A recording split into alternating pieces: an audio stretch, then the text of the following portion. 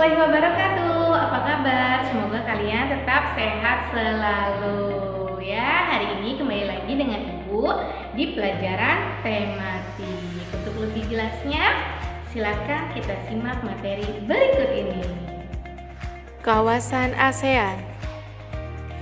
Jumlah penduduk ASEAN begitu banyak sehingga memiliki potensi dan SDM yang berperan dalam mengembangkan negaranya masing-masing. Secara geografis, Asia Tenggara terletak di antara Samudra Pasifik dan Samudra Hindia, serta antara benua Asia dan benua Australia. Asia Tenggara terletak antara 28 derajat lintang utara sampai 11 derajat lintang selatan dan 92 derajat bujur timur sampai 141 derajat bujur timur. ASEAN ini meliputi wilayah daratan, yaitu 4,46 juta kilometer persegi yang berarti setara dengan 3% total luas daratan di permukaan bumi. Lalu, dengan wilayah laut yang mencapai 3 kali lipat dari luas wilayah daratan tersebut. Batas-batas wilayah negara ASEAN. Bagian utara memiliki perbatasan dengan negara Tiongkok atau Cina. Bagian barat memiliki perbatasan dengan Samudra Hindia, Teluk Benggala, Laut Andaman, India, dan Bangladesh. Bagian timur memiliki perbatasan dengan negara Papua Nugini dan Samudra Pasifik. Bagian selatan memiliki perbatasan dengan benua Australia dan Samudra Hindia. Secara geologis, kawasan Asia Tenggara berada di wilayah lempeng-lempeng tektonik yang aktif, sehingga di kawasan tersebut sering terjadi gempa. Akibatnya, wilayah Asia Tenggara memiliki bentang alam yang beragam, seperti wilayah daratan rendah umumnya subur dan banyak dijumpai aliran sungai, seperti negara Indonesia, Malaysia, Vietnam, dan Kamboja. Yang kedua, wilayah daratan tinggi dijumpai di Indonesia, yaitu seperti Bukit Barisan dan dataran tinggi Dieng. Kalau di Laos, yaitu dataran tinggi Bolovens. Kalau di Thailand, dataran tinggi Karot, dan di Vietnam, dataran tinggi Tonkin. Perkembangbiakan tumbuhan. Perkembangbiakan tumbuhan dibedakan menjadi dua, perkembangbiakan generatif dan perkembangbiakan vegetatif. Perkembangbiakan generatif yaitu perkembangbiakan secara kawin yang melibatkan sel kelamin jantan yaitu serbuk sari dengan kepala putik.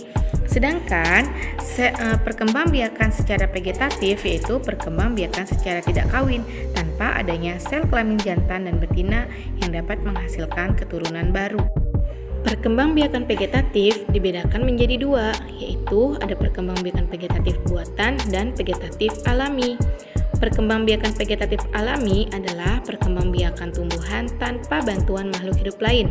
Proses perkembangbiakan ini secara alami terjadi pada tumbuhan itu sendiri.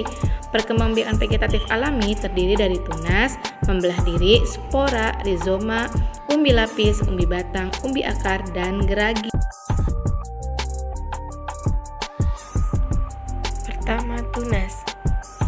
Tunas adalah perkembangbiakan individu baru yang tumbuh dari tumbuhan induknya. Individu baru yang dihasilkan melalui tunas biasanya tumbuh di samping induknya. Selanjutnya, individu-individu baru yang berkembang biak melalui tunas akan membentuk rumpun. Munculnya tunas individu baru berasal dari bagian tumbuhan di dalam tanah. Contohnya adalah tumbuhan yang berkembang biak dengan tunas yaitu pisang, bambu, pinang, dan tebu. Yang kedua, tunas adventif. Cara berkembangbiakan tunas ini yaitu dengan cara melalui sela-sela bagian tumbuhan. Pengertian dari tunas adventif sendiri yaitu tunas yang terbentuk tidak pada tempatnya. Jenis tumbuhan yang berkembang biak dengan tunas adventif akan tumbuh pada bagian tumbuhan yang biasanya tidak bertunas, seperti daun dan akar. Ini adalah contoh tunas adventif. Ada tunas adventif dari akar, contohnya yaitu buah kersen, pohon cemara, dan pohon sukun. Sedangkan adventif daun yaitu contohnya Wijaya kusuma dan daun cocor bebek. Yang ketiga, membelah diri.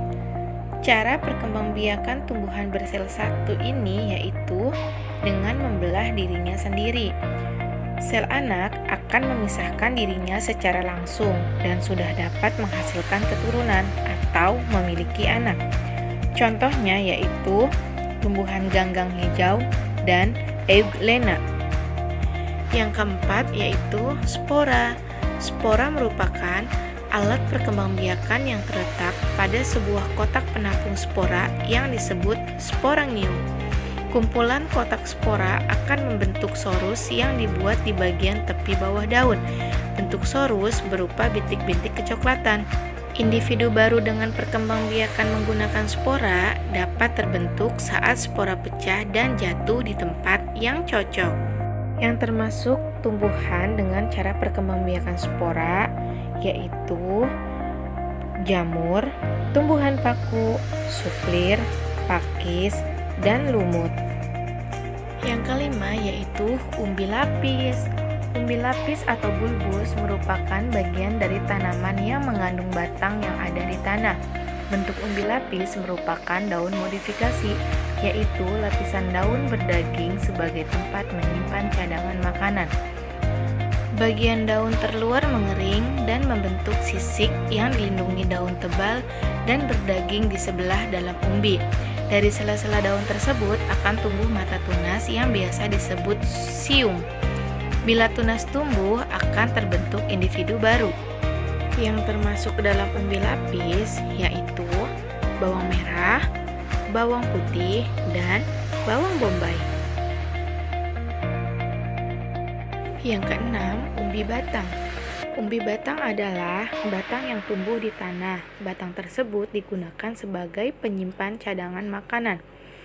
Umbi batang memiliki mata tunas yang akan tumbuh membentuk individu baru.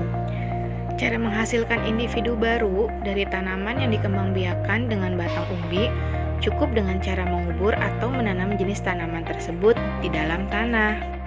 Contohnya yaitu ubi jalar dan kentang. Yang ketujuh adalah umbi akar. Akar pada tanaman yang berkembang biak dengan umbi akar beralih fungsi menyimpan cadangan makanan. Perkembangbiakan jenis tanaman ini melalui tunas yang tumbuh dari bekas batangnya. Untuk mendapatkan individu baru dari tanaman ini, hanya perlu menanam bagian tubuh batangnya saja. Contohnya yaitu wortel, ketela, bengkuang, dan bunga dahlia. Kedelapan, stolon atau geragi. Geragi atau biasa disebut dengan stolon merupakan batang yang tumbuh merambat di atas tanah. Bagian inilah yang menghasilkan individu baru pada beberapa jenis tanaman. Bagian yang mengumpulkan tanah akan membentuk tunas dan akar pada setiap ruas yang dimilikinya. Tumbuhan baru ini tetap berhubungan dengan induknya, tetapi tidak tergantung pada induknya. Contohnya ada stroberi, arbei, pegagan, dan rumput teki. 9. Rizoma atau akar tinggal. Tumbuhan rizoma merupakan modifikasi batang tumbuhan yang tumbuhnya menjalar di bawah permukaan tanah dan dapat menghasilkan tunas. Dari sinilah akan terbentuk akar baru dari ruas-ruasnya. Contohnya yaitu jahe, kunyit, lengkuas, dan temulawak. Oke, Ibu harap dari apa yang telah kalian lihat tadi, semoga bisa kalian pahami dan kalian mengerti, dan tentunya bisa bermanfaat untuk kalian semua. Terima kasih. Ibu akhiri. Wassalamualaikum warahmatullahi wabarakatuh.